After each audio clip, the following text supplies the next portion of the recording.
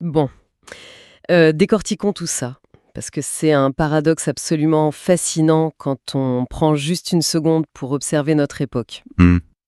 L'humanité d'aujourd'hui, on a les connexions Wi-Fi les plus rapides, les algorithmes les plus sophistiqués de toute notre histoire, mais ironiquement, la paix intérieure semble plus lente, plus hachée, quoi. Ouais, totalement. Elle est presque inaccessible. Exactement, inaccessible. On est capable d'envoyer des fusées réutilisables sur Mars, de manipuler l'ADN, et pourtant asseoir un être humain dans une pièce silencieuse pendant 10 petites minutes pour observer ses pensées, c'est perçu comme de la torture psychologique. Ah oui, c'est clair. Et ce décalage, en fait, ça crée une friction constante. Le chaos extérieur dont on est témoin tous les jours, que ce soit la polarisation, les conflits, ça commence invariablement par une fragmentation intérieure. Je suis convaincu que les anciens mystiques avaient compris une mécanique que la neurobiologie prouve aujourd'hui, à savoir que si le monde semble chaotique, c'est parce que notre monde intérieur manque de cohérence. Et c'est exactement le point de départ de notre exploration d'aujourd'hui. On plonge dans un document hyper captivant basé sur des extraits intitulés Cabale, la technologie ancienne de la conscience et de la transformation humaine. Un titre ambitieux. Très ambitieux. Et notre mission ici, attention, ce n'est pas du tout de parler de la religion des célébrités ou de ces, vous savez, ces fameux bracelets en fil rouge. Oui, les clichés habituels, ouais. Voilà, on oublie ça, on va analyser ce texte pour ce qu'il est vraiment, c'est-à-dire un véritable système d'exploitation psychologique de la conscience, élaboré il y a des milliers d'années. Et c'est fascinant quand on regarde le code source, pour reprendre votre analogie. Le mot même, Kabbale, ça signifie recevoir. Recevoir, d'accord. Oui, recevoir la sagesse, l'architecture cachée de l'existence. Les anciens disaient que le monde visible, la chaise sur laquelle on est assis par exemple, n'est que la surface. Ouais, le texte dit d'ailleurs que le monde est de l'énergie cachée sous une forme. Et en lisant ça, j'ai été frappée par une idée. Est-ce que l'humanité ne passe pas son temps à redécouvrir exactement le même code source de l'univers, mais juste avec des langages de programmation différents? C'est une excellente question, et je suis tout à fait d'accord. Parce que la physique quantique nous dit que la matière solide, c'est 99% de vide, non? Exactement, 99,9% même. Et la Kabbale disait la même chose il y a des millénaires. Sans accélérateur de particules. Ouais, c'est ça qui est fou. La science, elle utilise des équations, des mathématiques pour prouver ce vide. Le mysticisme, lui, utilisait des symboles et une introspection extrêmement profonde. Mais les deux cherchent les mêmes couches profondes de la réalité. La Kabbale nous dit que la forme physique n'est qu'une interface. Une interface, d'accord. Ce qui m'amène au gros problème, en fait. Si cette architecture est si parfaite, d'où vient toute notre souffrance quotidienne? Ah, la grande question. Ouais. Pourquoi est-ce qu'on est tous si anxieux? Le texte pointe du doigt un bug massif dans notre système. Et ce bug, c'est la séparation. La séparation d'avec la source. Voilà. Et pas forcément un concept religieux, hein. La séparation d'avec le sens, la présence. Et le grand coupable qui nourrit ça, c'est l'ego. Ah, l'ego. Le fameux. J'adore la métaphore du texte d'ailleurs. C'est l'ego, c'est littéralement cet ami toxique qu'on a tous eu. Oh oui. Vous voyez de qui je parle, hein? Celui qui crée un problème de toute pièce, qui blâme la terre entière, qui va ensuite poster des citations de motivation hyper inspirantes en ligne et qui finit par envoyer un texto à son ex à 2 heures du matin. C'est exactement ça. C'est le chaos total. Et pendant ce temps-là, l'âme attend calmement dans un coin en me demandant si, bon, on peut enfin analyser notre traumatisme d'enfance maintenant. Ouais, c'est très drôle, mais c'est surtout neurobiologiquement très juste. Parce que pourquoi est-ce que cette dynamique de l'ami toxique est si destructrice? Pourquoi? Quand on perd la connexion, le cerveau reptilien, l'amygdale, prend le relais. Il interprète cette séparation comme une menace mortelle. On n'est plus en train de vivre, on est juste en train de réagir. En mode survie, quoi. Exactement, en mode survie. Et là, l'ego murmure que, bon, plus d'argent, plus de validation, ou une nouvelle appli de productivité va tout régler. Spoiler, ça ne règle rien, hein. Non, ça aggrave la fragmentation, ça rajoute du bruit sur du bruit. D'accord, donc, puisque l'ego nous perd, les mystiques ont littéralement dessiné une carte. Et c'est là qu'intervient l'arbre de vie, avec ses 10 sphères, les fameuses séphirotes, Ouais, sagesse, compréhension, compassion, discipline. voilà. Et le texte insiste sur le fait que ce n'est pas un symbole religieux abstrait, c'est carrément l'architecture de la psyché humaine. Le secret, apparemment, c'est l'équilibre. L'équilibre dynamique, oui. Parce que trop de discipline rend rigide, trop d'émotions crée le chaos, et j'adore cette phrase, trop de spiritualité sans réalité transforme quelqu'un en fond d'écran de motivation. C'est très bien trouvé. Mais là où ça devient vraiment intéressant, et je vais me faire l'avocate du diable une seconde. Allez-y. Cette idée de trouver l'équilibre, bon, ça sonne un peu comme le cliché du développement personnel moderne qu'on voit partout. En quoi cette approche ancienne est-elle si différente? Eh bien parce que c'est profondément physiologique. Ce que la Kabbale appelle l'harmonie des sphères, les neurosciences l'appellent aujourd'hui l'intégration neuronale. L'intégration neuronale? Ouais. C'est la synchronisation physique entre vos centres émotionnels et votre pensée rationnelle. Si on reprend l'image des sphères, c'est comme une immense table de mixage. Oh, j'aime beaucoup cette image, une table de mixage. Oui, imaginez, si vous poussez les basses de l'émotion à fond et que vous coupez les aigus de la raison, le son est inaudible, ça sature. L'harmonie n'est pas un concept abstrait, c'est une nécessité biologique pour ne pas sombrer dans l'anxiété ou la dépression. Ah waouh! Donc c'est vraiment un manuel d'utilisation de notre système nerveux. Absolument. Et comprendre ça, ça permet de voir exactement où notre société se plante en beauté.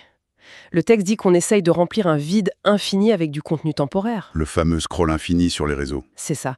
On est des récipients et on cherche des pics de dopamine. Sauf que le texte fait une distinction majeure. La dopamine crée la poursuite, mais le véritable accomplissement vient du sens, donc plutôt la sérotonine ou l'ocytocine. Tout à fait, la chimie est très différente. Et pour illustrer ça, il y a cette histoire clé dans le document. Le récit du roi et du palais des miroirs. Ah oui, une histoire magnifique. Je la résume vite fait pour situer.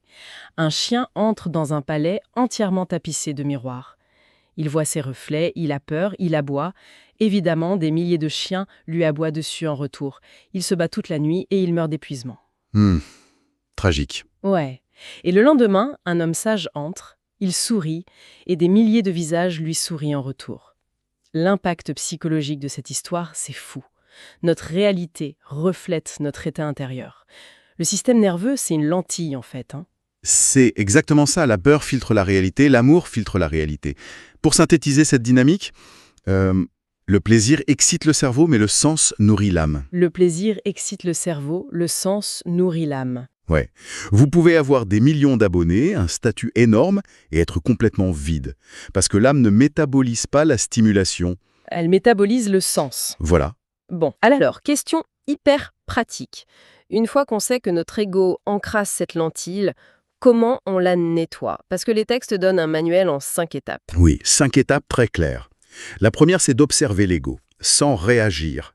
Créer un espace entre le stimulus et la réponse. Et ça nous amène à cette fameuse règle des 90 secondes. Ah oui, parlons-en. Quand j'ai lu ça, j'étais fascinée.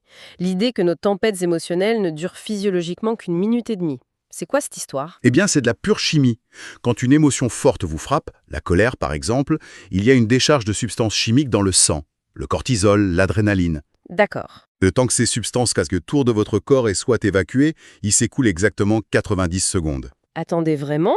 Mais du coup, si je suis encore en colère après 10 minutes, c'est que je le fais exprès? En quelque sorte, oui. Si ça dure plus longtemps, c'est parce que vous alimentez la boucle mentalement.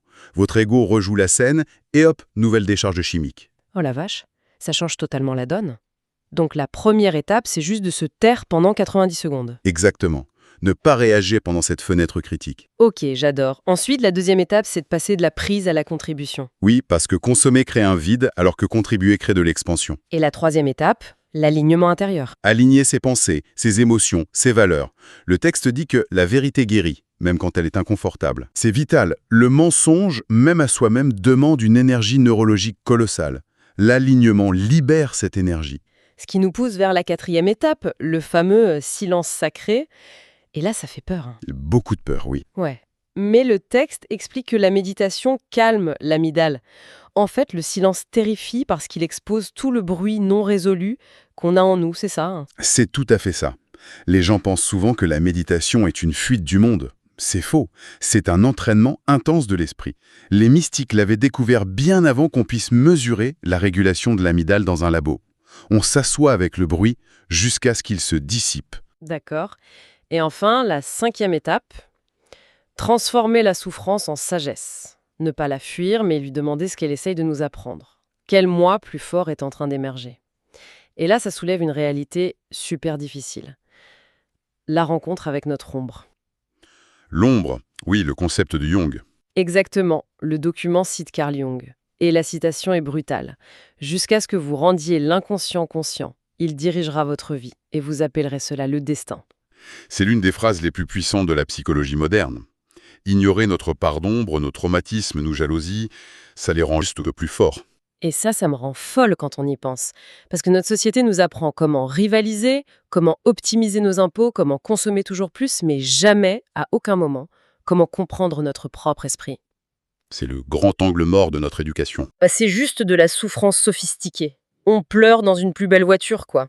Oui, la souffrance sophistiquée.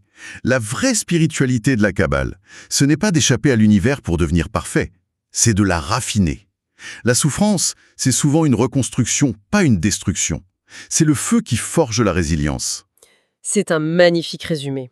En fait, l'immense valeur de ces textes, c'est de réaliser que le véritable miracle, ce n'est pas de contrôler l'univers extérieur, c'est de maîtriser ce petit espace entre un stimulus et notre réaction, de calmer son propre système nerveux. Dans notre monde chaotique, une conscience en paix est vraiment le bien le plus rare et le plus précieux. Absolument. Et j'aimerais qu'on garde tous en tête l'image du palais des miroirs.